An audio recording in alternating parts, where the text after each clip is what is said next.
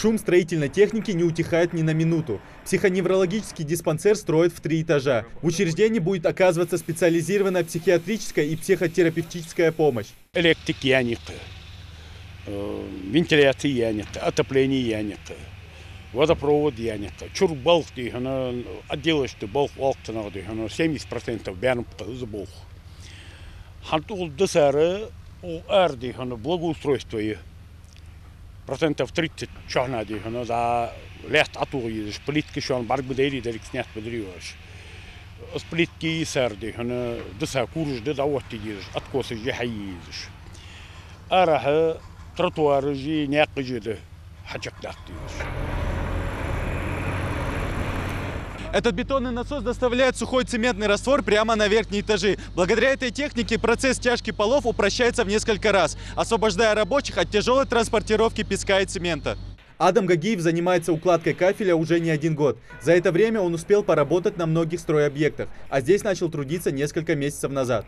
Подвал, первый и второй этаж, сейчас последний этаж. Первый делал проблемы, алхамдулилlah, никогда не делал это сами. Материал шил же, хамил же. Более 80 человек трудятся на участке для создания больным комфортных условий. Большой фронт работ уже проделан, наружные строительные работы окончены. Сейчас все силы брошены для внутренней отделки здания.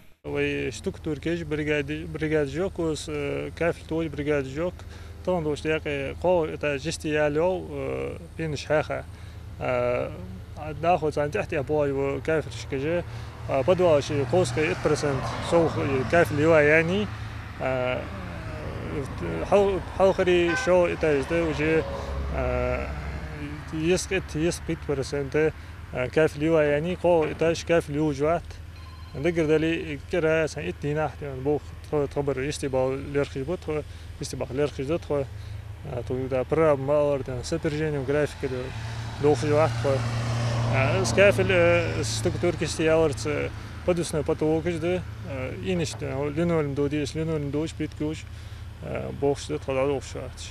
Объект обещает стать хорошим подспорьем для республики. В настоящее время в регионе открыты 2 медучреждения подобного типа – психоневрологический дом-интернат и детский дом-интернат. Условия далеки от современных стандартов здравоохранения. Этот же объект будет состоять из 2 корпусов – поликлиники и стационара.